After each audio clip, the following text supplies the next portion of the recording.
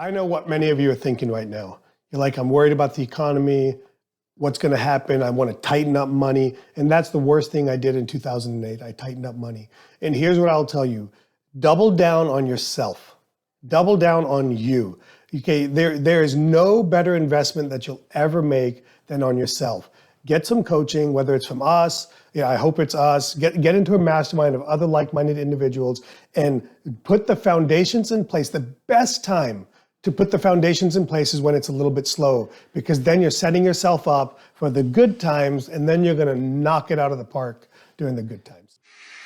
We've been misled to believe that dentistry, more specifically the dental business, has to be complicated. Dentistry can be simple, and dentistry should be simple. Hey everybody, welcome back to another episode of the Dentistry Made Simple podcast. I'm your host, Dr. Tarun Agrawal, and this week I am not joined by my co-host Meredith Cooper-Jones. She's taking a break for the next 30 minutes because she has something else to do. But I'm going to be joined by my temporary co-host, interim co-host, Dr. Sully Sullivan. Hey, thanks for having me, T-Bone. Yeah, I'm digging the new glasses, by the way. Well, thank you. Well, as you get a little older, your body can't see as well as it used to see. I get that. You don't know that because you're like 32. No, but I get that when you get older, that things start, going to hell in a handbasket, so I get it. How many of you want to improve your practice, grow your practice? You want to make 2023 your best year ever? And the truth is what I've seen in my career is that when you stuck around the same people, you kind of do the same things over and over again, or you do a small iteration of the same thing. And one way to get around that is to put yourself around new people.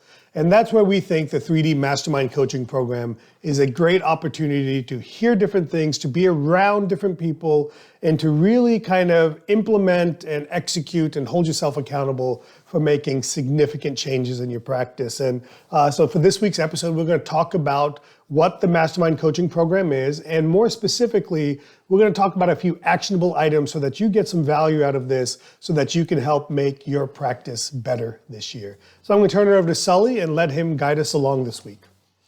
Sweet. So, obviously, I think the first question that comes up when we talk about is what is Mastermind, right? Like what are we actually doing in these programs?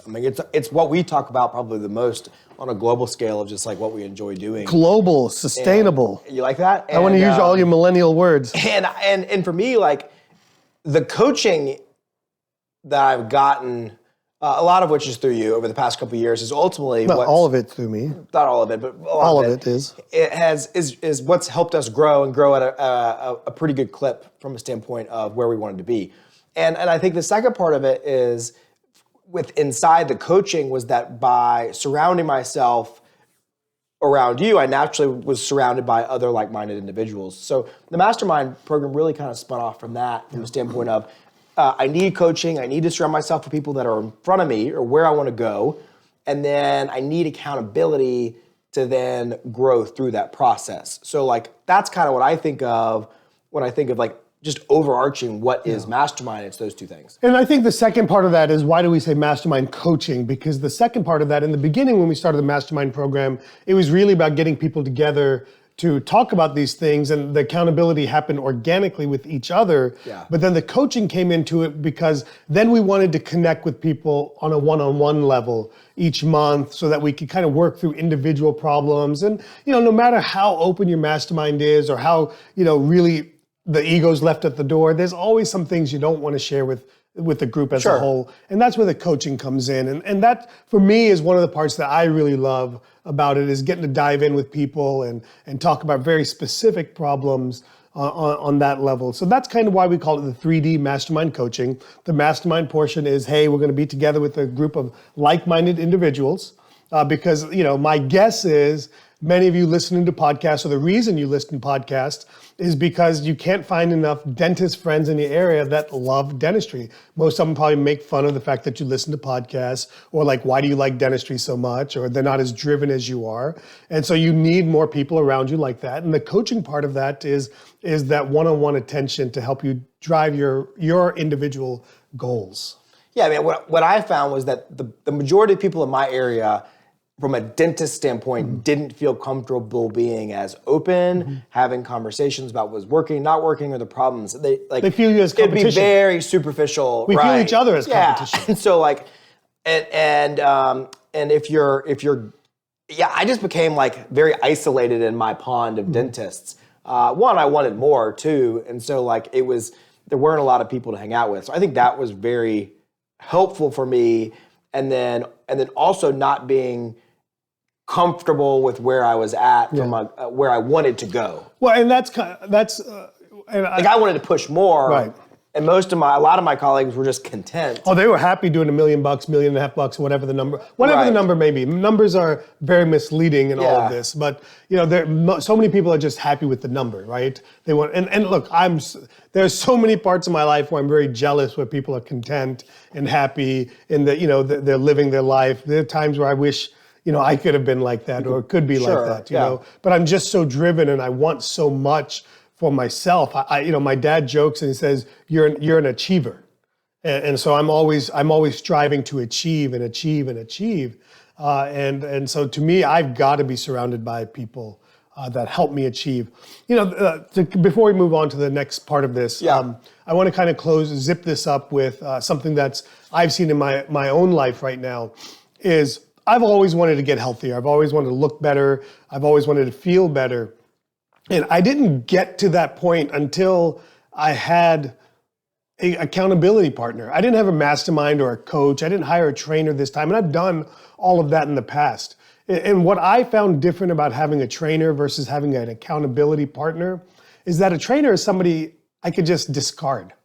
But when you have a connection with somebody, when they're your friend or when they're doing it day to day with you and they understand what's going on, having that accountability partner for me has been amazing. With that I go to yoga 3 times a week, that I go to work out to the gym twice a week, and that that we hold each other accountable. That I know, hey, I don't really want to go today, but it's my turn to drive to the yoga studio, or hey, I've got to make it by 7 a.m. to the gym because my buddy's waiting on me. And to me, that's really what is the best analogy I can personally think of why having a mastermind coach, a mastermind group, and a coaching group that you belong to, and then even better to have one group that's both of those, it can be really life-changing. So next question we get a lot in regards to this is, what's the commitment level? So what should people expect, or what are we... Or what are we kind of not demand? But what is our expectation of the commitment level? Well, I think there's kind of 2 ways I would look at that. One is there's a financial commitment. So that's around $2,000 a month is the financial commitment, and the initial program is 6 months long, and then after that we can choose to continue with each other. Okay, but beyond the financial commitment. Here's how I like to state the commitment, okay? And then you can go into the details. But I look at the commitments not from the time or the money perspective, but I look at the commitment is you will get out of the program what you put into the program. So if you squeak and you come to the calls and you show up to the events and you get on the office hours, you will get a lot out of the program. If you make your appointments using an online calendar system to book your one-on-one calls, you will always get your calls. If you don't do those things don't magically show up. Look, we're adults. I mean, I definitely treat people like adults when it comes to this, and I'm not going to hound you to do your coaching calls. At some point, maybe the first few months I will, but at some point, I'm going to give up. And so you get out of this what you put into it. But to a better question, what is the actual time? What is the structure and commitment to it?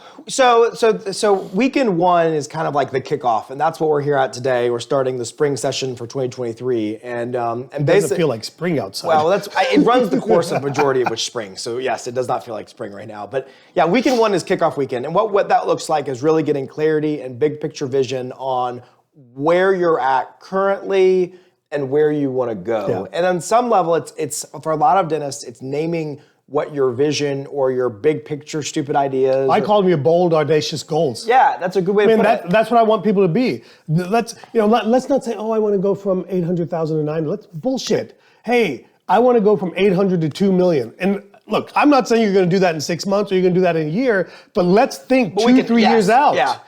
And like what we find is like obviously we get a mixed bag of goals, right? For some people it's very driven by financial growth. You know, by I want to take my practice from here to there. For some people it's how do I maintain economic stability and financial security by scaling back, right? Working less, spending more time with family, doing more what's playing golf or hobbies or traveling. And so to me, that's like the unique part of what we do is trying to kind of get people to name those goals, figure out the goals, and then the rest of the first weekend is really then putting everyone through our systems, almost what I would call it. Our core system. Our core system of fundamentals that ultimately we believe drives progress towards all those things. Well, what I would say to this is our core fundamental system, okay? That's our case acceptance workflow. Our core systems of complete diagnosis, of influential communication, firm financial arrangements, and priority scheduling. I am convinced 22 years in. By the way, do you know I just celebrated 22 years of being a practice owner? Congratulations. I went to work one day, I didn't even realize it. Do you have like a day, like an anniversary date that you celebrate or something? I'm not really into anniversaries and things like that, but they had balloons for me. That's nice. So that core workflow has been all I've worked on for 22 years. When I wanted to add endodontics to my practice, when I wanted to add cosmetic dentistry to my practice, when I wanted to add aligners to my practice, when I wanted to add implants to my practice, when I wanted to dive in deeper and start doing hybrid full arch implants, when we wanted to add sleep apnea to our practice, everything flowed around that core case acceptance workflow and the leadership workflow. Yeah. So those are the two things that we really, really focus in on as the foundational portion. And that's what the first 6 months are about. The first 6 months are about implementing and strategically implementing the foundational principles that we know will 100% drive your practice forward for the rest of your career. So whether your career has 10 years left, 20 years left, or you're 30 a startup, years, it's wherever you are. And so for me, speaking of startup, I was fortunate enough to be surrounded by, remember, you're the average of the 5 people you surround yourself with. Yep. I was fortunate enough to get involved in a mastermind coaching program the year I started my practice, and I am just reteaching with a spin of how we implemented it, the exact foundational principles I learned 22 years ago that have served our practice tremendously well. Now, that doesn't mean we make the most, that doesn't mean we produce the most, but what I will argue is that... I make more and produce more, but maybe not make more. That's questionable, okay? That's very questionable. We'll pull the numbers today and see, okay?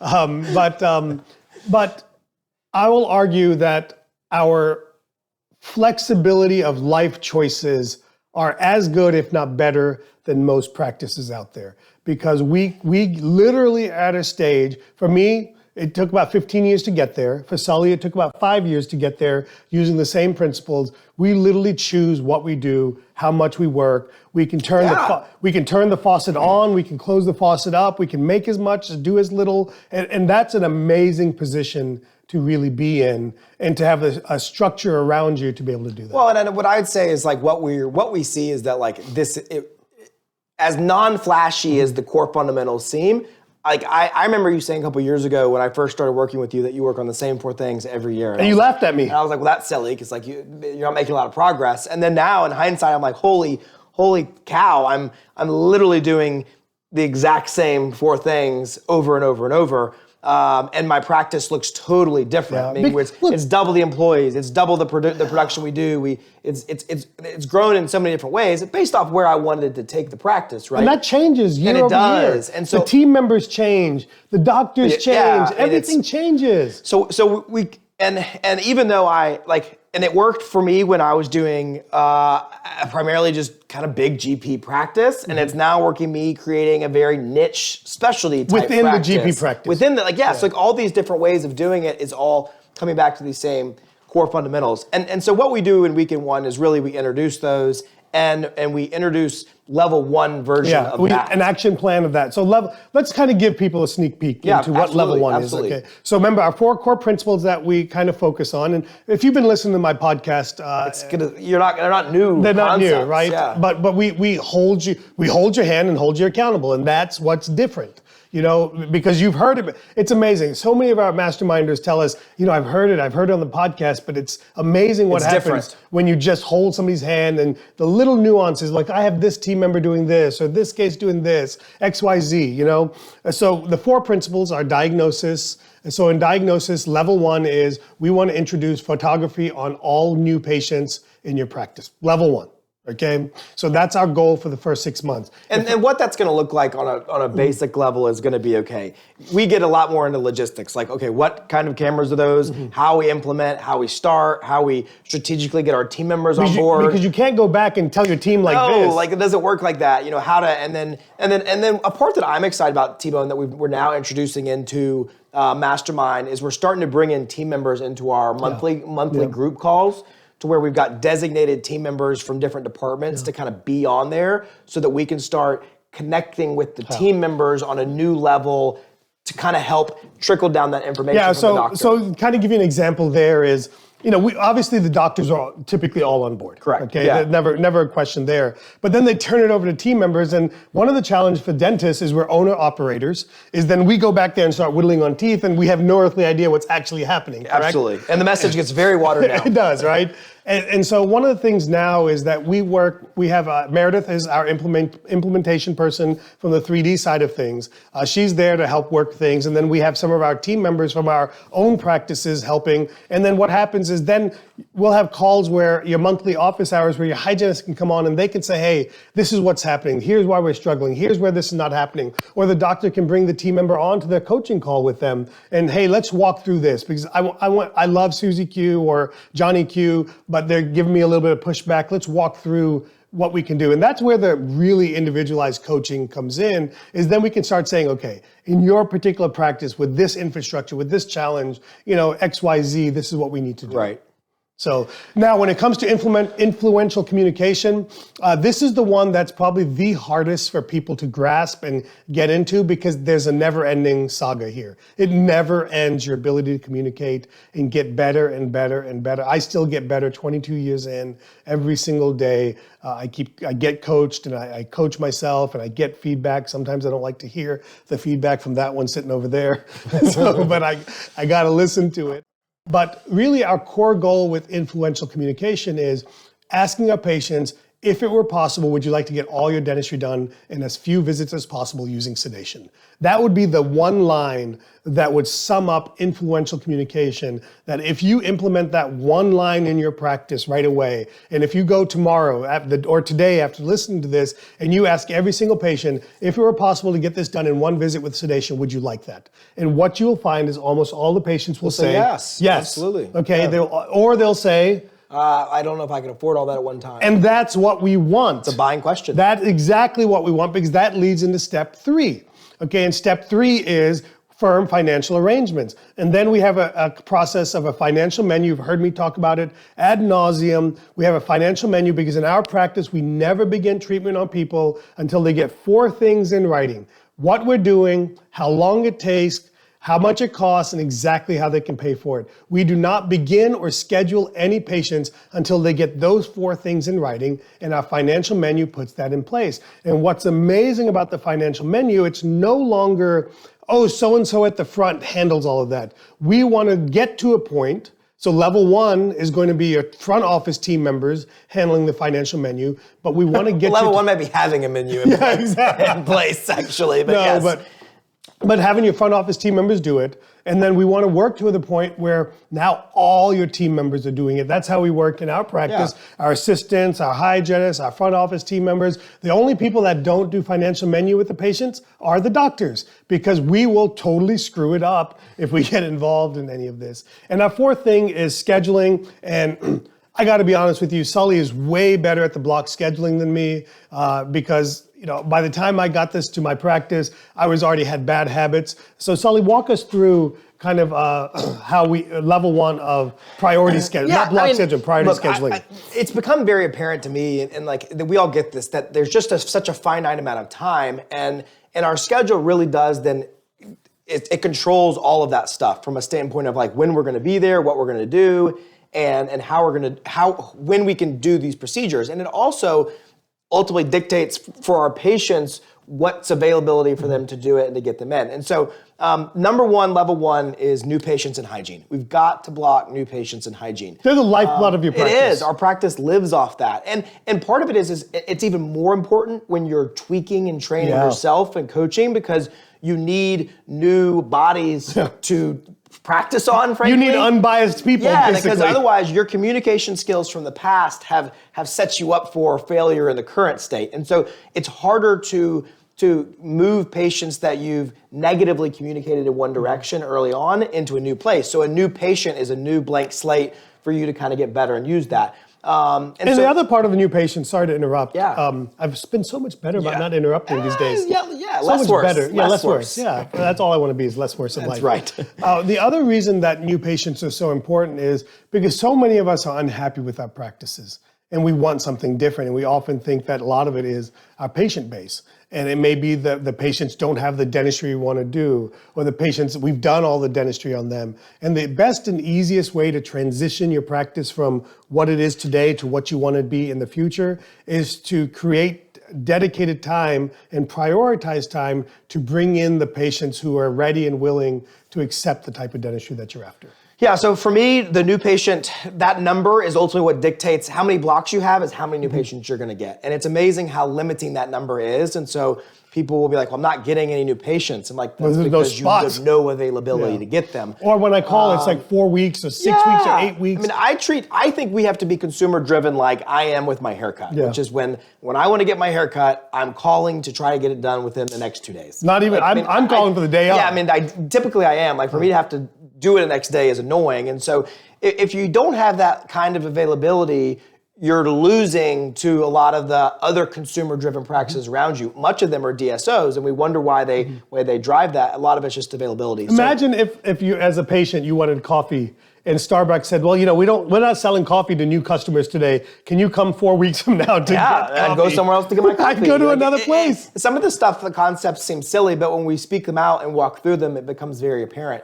And the challenge with that is those changes you make in new patients, those aren't going to have any effect for 6 months, because most of us are booked out for 6 months in hygiene to begin with. So these are some of the core What's the second non-negotiable implementation on the scheduling side? So we talked about the hygienist. What are we asking the doctors to level one implement? Well, I think level one is you're going to start to have time-centered blocks, right? So you're going to start to allocate 2, 3, and 4 hour blocks potentially into your schedule. So, and for some of us, it may be that it's only 1 4 hour block, right? That's a half day a month. And that could be a big jump. But by doing that, it's going to now force us to look at our schedule and say, hey, we've got this 1 4 hour block. That can't be 2 2 hour blocks. This day, this time. It is going to be that we're going to fill this with something up until maybe 48 hours. Let me give you an example. Let's do it. Let's give an example. So I'm going to lean over here. Megan. So I'm asking Megan, my treatment coordinator, when are my next 3 hygiene appointments? Sorry, my next 3 hybrid appointments? February 15th, March, April 15th. Okay, so I was just like She's that. very quickly to give dates. Yeah, just like that. So we did a consult yesterday, and literally in the consult, we told our patients. Unsold her February. I unsold the patient February because it didn't work in her. It wasn't the right thing in her life. But the patient already said, okay, I'll take the March 15th date. But when I said I don't think February is a good idea, she said I'll take the March 15th date. And then what's fun about this is the more we dive into it, and why the accountability is so important is like then we get the coaching aspect of it, because then I look at that and immediately my mind goes to T-Bone. If you want to be successful in the hybrid game, that can't like patients when they make that decision to do it, they want it done in the next 2 weeks. Right, now exactly. You're pushing out that Well, we have a January 15th. March, We have a January 15th. Okay, so you have a date. So these are things that we kind of dive into, and then you say, well, I can't do that maybe because of a lab process, and then we look and say, well, can we change the infrastructure? Right, then we're working on that. So you see how all of a sudden this stuff starts to really one small concept will snowball into all these types of changes. Actually, thinking about it, hey, Megan, if we had offered that lady to do it before February 15th, would she have said yes? Maybe. Okay. But what holds you back from doing it then? Right now, it's my infrastructure of requiring the lab requires 4 weeks. Yes, so these are the things that it's just fun to me when we dive into it. But that kind of gives you an overview, I think, of the fundamentals, some of the challenges that we work through, and the team engagement that we're doing. So let's to me, talk about this is the team exciting. mastermind part of it. Yes, talk about that real quick. Yeah, so the team mastermind, the first level is during the initial 6 months when we're setting the foundation up. Your team is not a total part of the program. They're invited to certain monthly office hours, and they're invited to your one-on-one coaching calls, specific team members. And on our side of things, you're welcome to access, the doctors are welcome to access our team members along with their office. We have set office visits where the doctors can come visit my practice and Sully's practice on set days.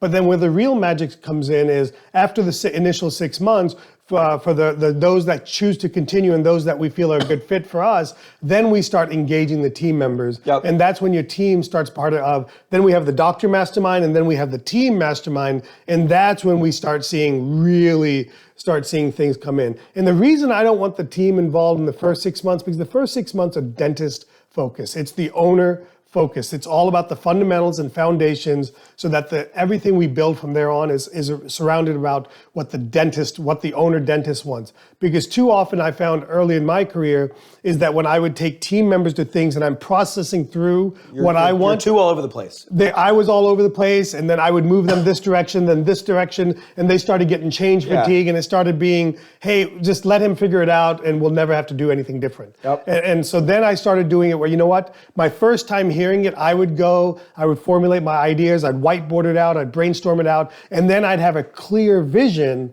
and then my team uptake on that was way better in that. So that's what the first 6 months are about. They're really about the dentist, the owner, because truthfully, for those of you that have worked with consultants or worked with different people, they rarely ever ask the dentist or work on the dentist about what they want. They have a cookie cutter approach to this is how we do things, and it's all focused around your team. And I look at it very selfishly, and I say, that's my name on the door. That's in your case, $5 million in real estate that I've got on this, or in my case, $3 million in real estate I've got on this.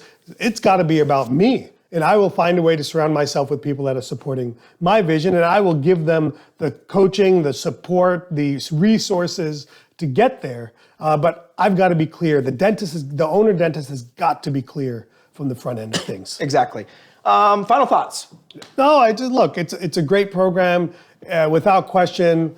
Selfishly, I think it's the most important program to me personally.